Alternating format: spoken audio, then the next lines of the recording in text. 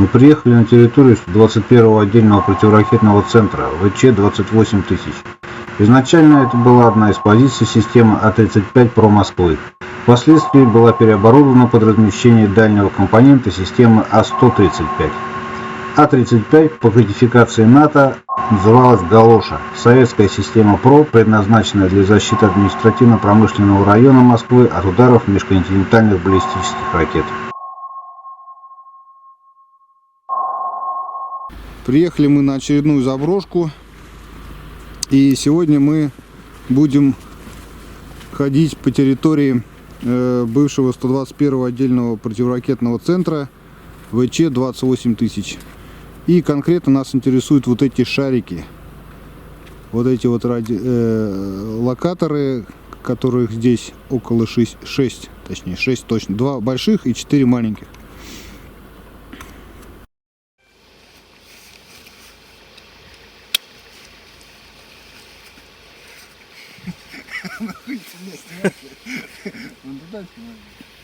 Для истории.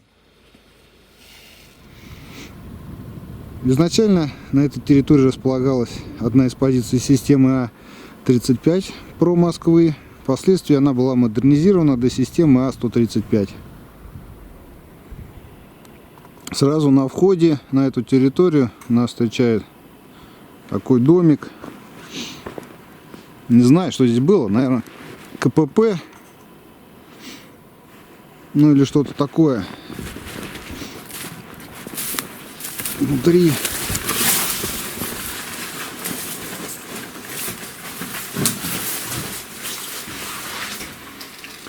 Внутри разруха, как всегда в этих местах.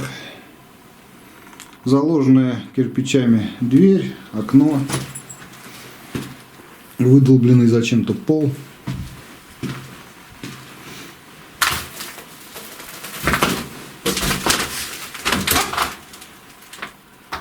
Все окна заделаны.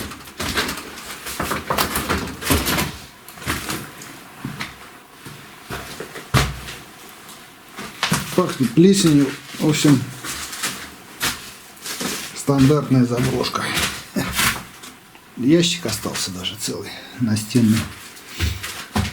Ну, в общем, здесь ничего такого интересного. Ни надписи, ничего эпического нету. Будем выдвигаться потихонечку к шарам. Первым делом мы осмотрим вот этот крайний шарик и прилегающий к нему здание, сопутствующее ему когда-то.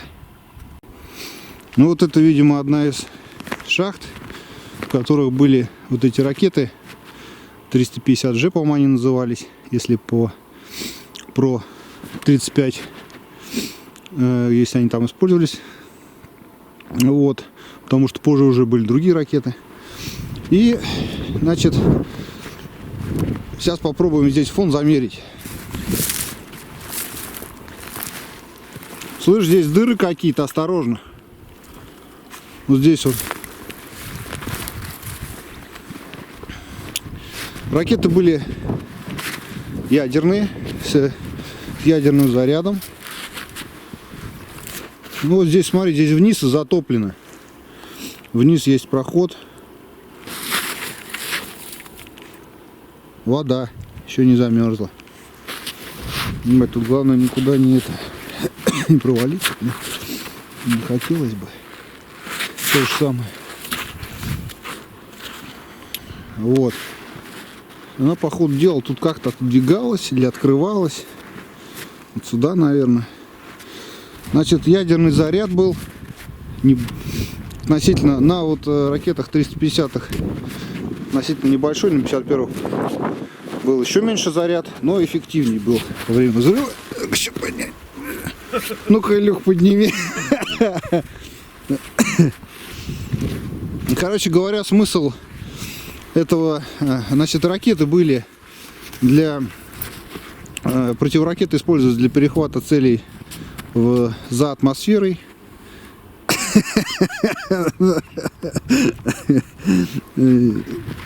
А ты говоришь турники, турники.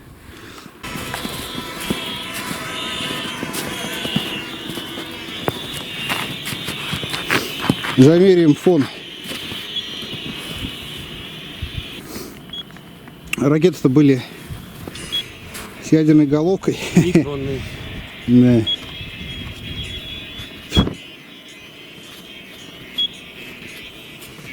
Да не, вроде ничего.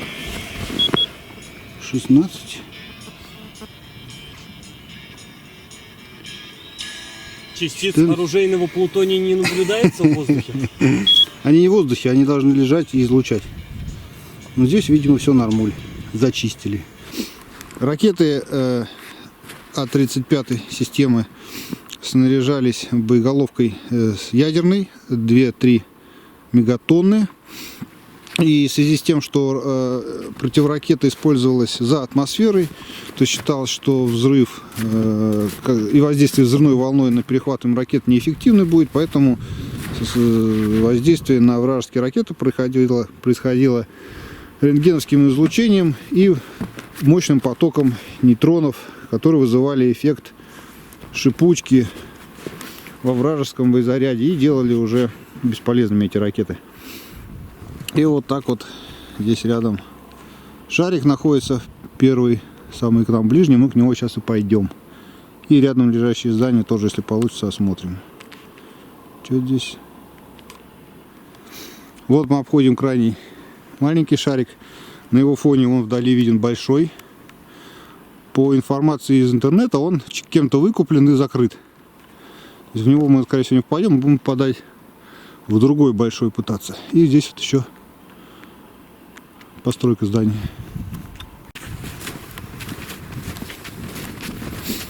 Подходим к первому шарику. Здесь, конечно, знаешь, красиво. Че? У тебя пистолет с собой? Нет, я его сдал. В этой части видео мы посетим РЛС сопровождения ракеты. Если подробнее, то это радиолокатор канала изделия, то есть самой противоракеты РКИ-35, предназначался для сопровождения в полете противоракеты А-350 и выдачи поправок траектории. Она состояла из двух параболических антенн, первая для вывода противоракеты на траекторию, вторая для донаведения у цели. Каждый стрельбовой комплекс включал 2 РКИ и, соответственно, был способен одновременно наводить не более 2 противоракет. Так, ну в общем, включил я GoPro-шку с фонарем, налобник достал. Илюха побежал за своим гигантским фонарем, забыл он его в машине, пока здесь обойду. Ну, в общем, вот вход. Я здесь специально покажу подробно для тех, кто захочет побывать здесь. То есть, есть ли смысл, огнетушитель. Здесь что, особо ничего не сохранилось. Видимо, стояла какая-то техника. Здесь где-то был вычислительный центр, его надо найти еще. Так, вот большой зал. Стол, какой-то пульт управления был. Так, что-то почитать есть. Температура наружного воздуха. Температура перед помещением, после помещения. Главное, ничего сейчас не запустить, что-то сейчас стартанет что-нибудь.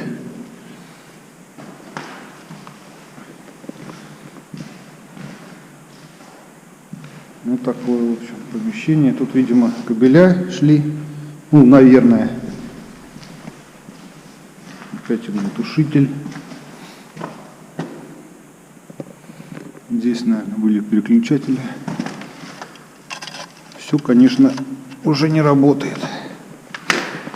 Но двери остались. Удивительно, что двери не сняли. Эвакуация. О! Сортир. Сортир еще над ним. Балкон. Сортир с балконом. Бутылочка чего-то.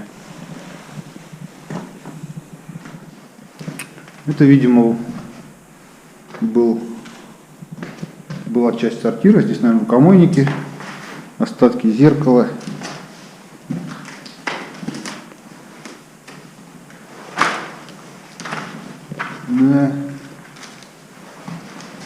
Здание небольшое, но сортир присутствовал. Причем не на одного человека. Сейчас Илюха, небось, захочет меня испугать.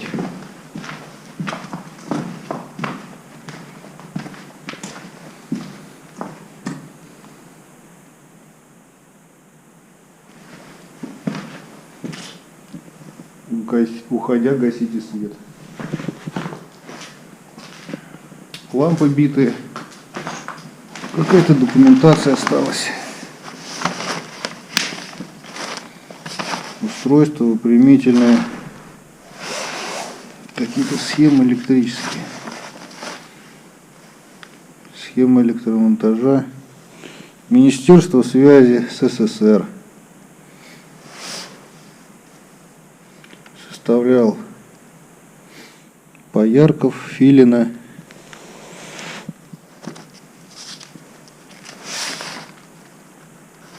Министерство связи СССР.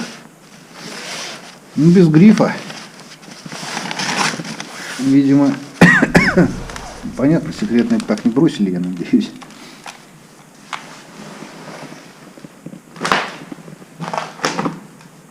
Дискета осознания.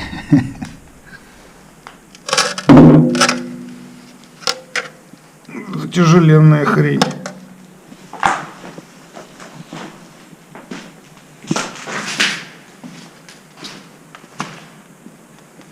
Очередной большой зал. На этот раз с окнами. Какой-то ящик.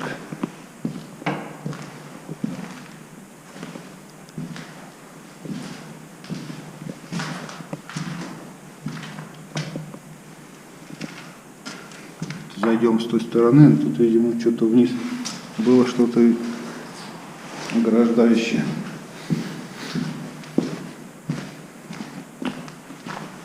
Так. Ну что, вот.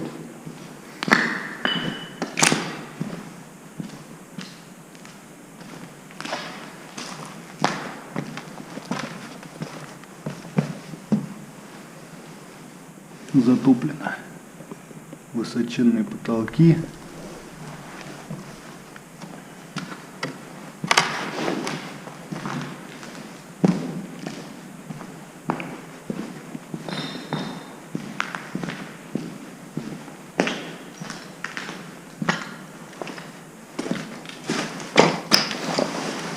Технологическая карта.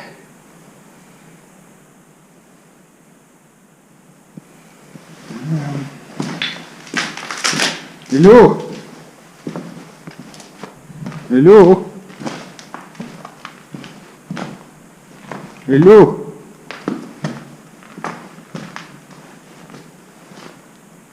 Так, направо от входа такое же помещение большое, без окон, поэтому здесь темнее. Валяются вот такие же штуки, как на входе я видел, тяжелые.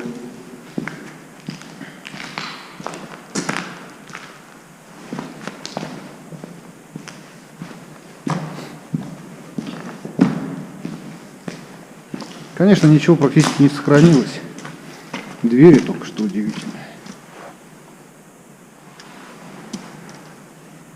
Илюх, я тут направо, если от входа. Не. О.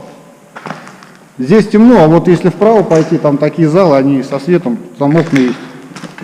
Документация всякая валяется.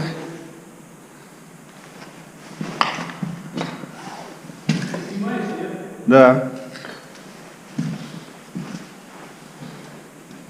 О, а здесь, видимо, было электрооборудование какое-то.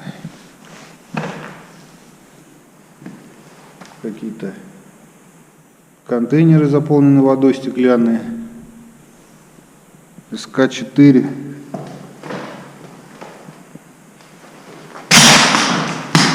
Все в стекле где-то. СК-4, напряжение 230 вольт, емкость. СК-20.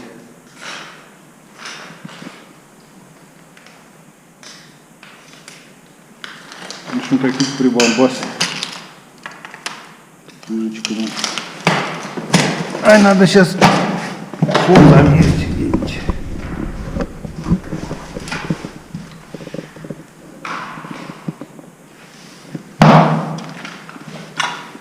Тут осторожно, стекло битое. Вот какие-то контейнеры стеклянные. Не подскользнись. Мне интересно, что это такое, вот эти вот каналы.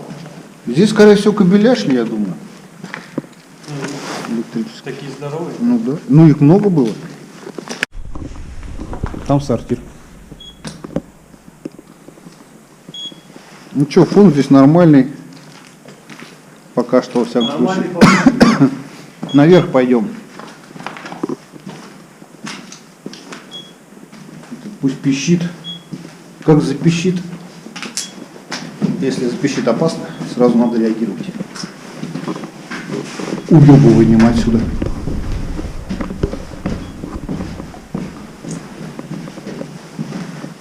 Так, а тут получается, смотри, второй этаж, третий этаж еще. Может еще Выхино. Носок. А здесь все, больше ничего нету. Здесь вот вентиляционные эти короба, видимо, и все. Больше ничего нет.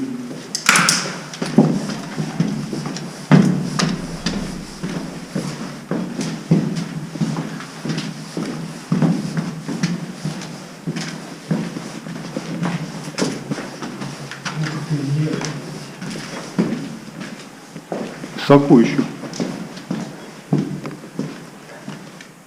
Так. Шахта.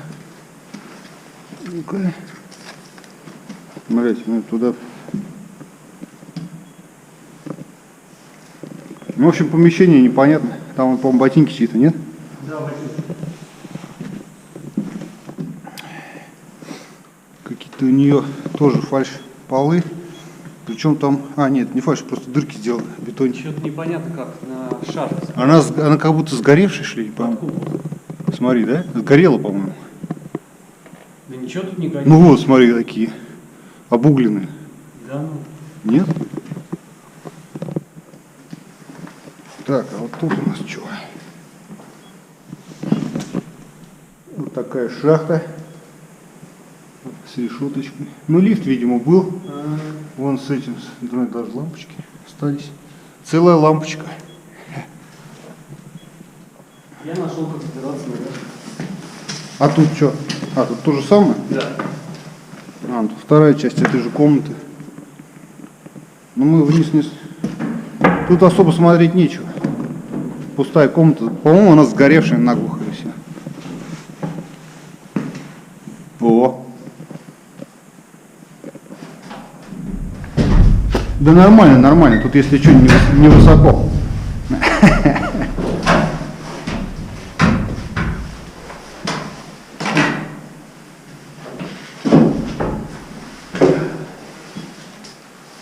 Там осторожно, гвозди торчат с палки. Прямо около твоей головы. Я вижу. Глеб 2015. Бля, ты уже весь в побелке. Ну и как? Дальше? Я не знаю. А там вообще что наверху-то? Там есть смысл лезть? Что Я там? думаю, там проход Куда? на шар. На какой же? Наверх, что ли? Да. Слушай, я пачкаться не хочу. Посмотри, там, может, заснимешь туда. Там вообще есть что интересное, если что идет. А это у тебя одежда вообще, ты в ней на работу ходишь? Да, на работу. Заебись. Заебись, ты завтра выступишь. А, кстати, по этой палке, наверное, люди залезали. Прям по ней ходили. Как канатоходцы. Я на крышу слышу. Ой, ёпрямый. Надо мной купол. Купол? Подожди, я тогда тоже туда. Пипец, страшно. А там, пол-то там есть нормальный? Да, пол есть. Туда выход на крышу тоже есть. И эхо? На крышу, на улицу. И мы сейчас под куполом. Залезли, короче. Куртку оставил там, чтобы не пачкать. Веревка идите. Видимо, Получше помогла. вот этот вот, по которому мы и лезли. Ну залезли, да, вот так вот. Жик-жик. Жик-жик. И вот купол. О! Не трогай ее, просто начинай обходить. О, здесь вот лифт был как раз тот, который мы внизу видели. Колесики остались.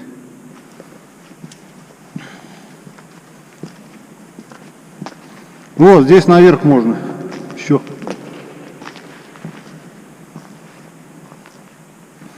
Вот здесь стояла эта РЛС.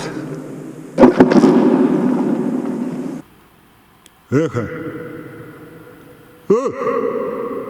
Сейчас так хуякс и на нас, блядь, обвалится. Так, выход на улицу. Тут тоже главное ни в какую дыру не провалиться. Со снегом опасно. Ну вот такой вид скрывается.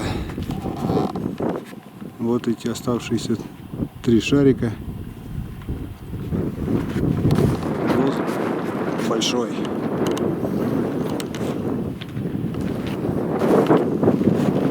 Там какие-то постройки тоже. Там внизу ходит. Тихо, тихо, не выходи.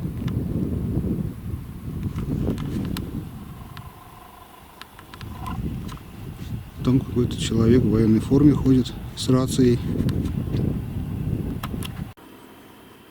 Вышли мы из бункера первого.